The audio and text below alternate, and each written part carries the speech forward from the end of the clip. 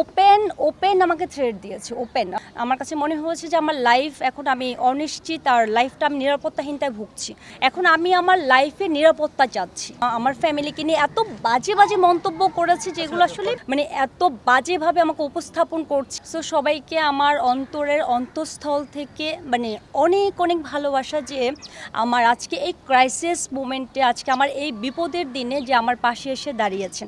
আমার পাশে সবসময় ছিল, হয়তো আপনাদের সামনে প্রেস ব্রিফিং করেনি কিংবা আপনাদের সামনে এইভাবে বলেনি, বাট আমাদের সাথে ফোনে কথা হতো, পাশে ছিল সব সময়।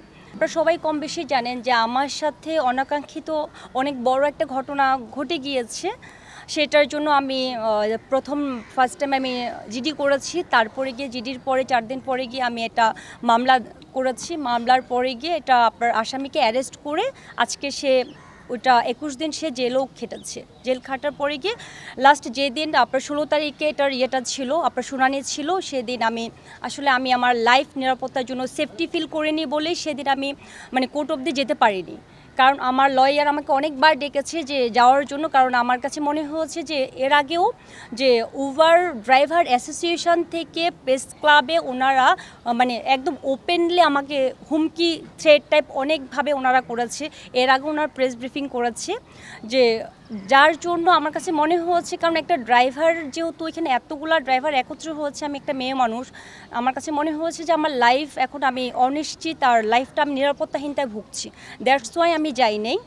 ওই দিন জজ যে ছিলেন উনি কিন্তু আমাকে অনেকভাবে চেয়েছিল যে ভিকটিম আছে কিনা। সো আমি ছিলাম না বলে উনি আজকে জামিন পেয়েছে। যাই হোক, জামিন পেয়েছে, আমি সেটা নিয়ে আমার কোনো দুঃখ নেই। এখন আমি আমার লাইফে নিরাপত্তা চাচ্ছি। আমি সাংবাদিক ভাই বোনরা যারা আছেন আপনাদের রেখে শ্রদ্ধা রেখে আমি বলছি যে আপনার কথাগুলো সবার মাধ্যমে যেন অ্যাটলিস্ট যারা আমাকে এই টাইপের থ্রেটগুলো দিচ্ছে ওনারা যেন, যে মানুষগুলো ওপেনলি আমাকে নিয়ে নোংরাভাবে এত বাজেভাবে আমাকে উপস্থাপন করছে, আজকে আমার ফেসবুক আইডি হ্যাক করার ট্রাই করছে, আজকে আমি কমেন্ট বক্সগুলো আমি ডিলিট করে রেখেছি, কারণ ওইখানে কমেন্টগুলো এত বাজে বাজে কমেন্ট আসছে যেটা হচ্ছে পড়ার মতো কোনো পরিবেশ থাকে না।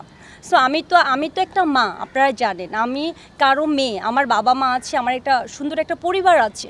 সো আমি একটা পরিবার নিয়ে আমি বিলং করছি। আমি কাজের পাশাপাশি আমি একটা একটা কি বলবো, একটা সুন্দর একটা ফ্যামিলি আমি বিলং করছি।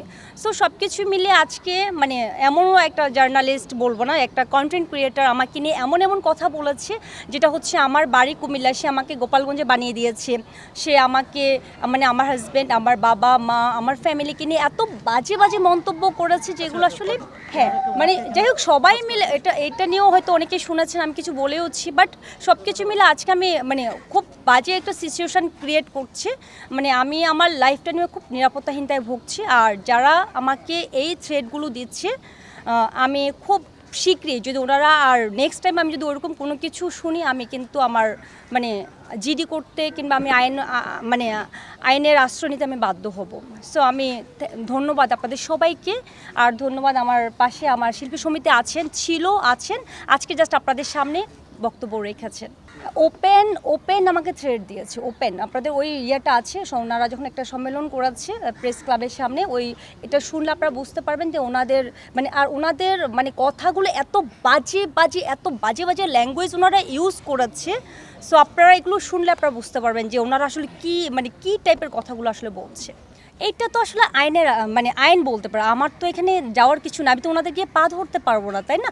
এই যে আমি মামলা করেছি, যে ওনারা কিন্তু এখনও অবধি আমার কাছে কেউ আসেনি, না কোনো উবার অ্যাপস এসেছে, না আপনার উবার ড্রাইভার অ্যাসোসিয়েশন থেকে কেউ এসেছে। ওনারা ওনাদের মতো করে ওনারা যখন যা মুখ দিয়ে আসছে তাই কিন্তু বলে যাচ্ছেন।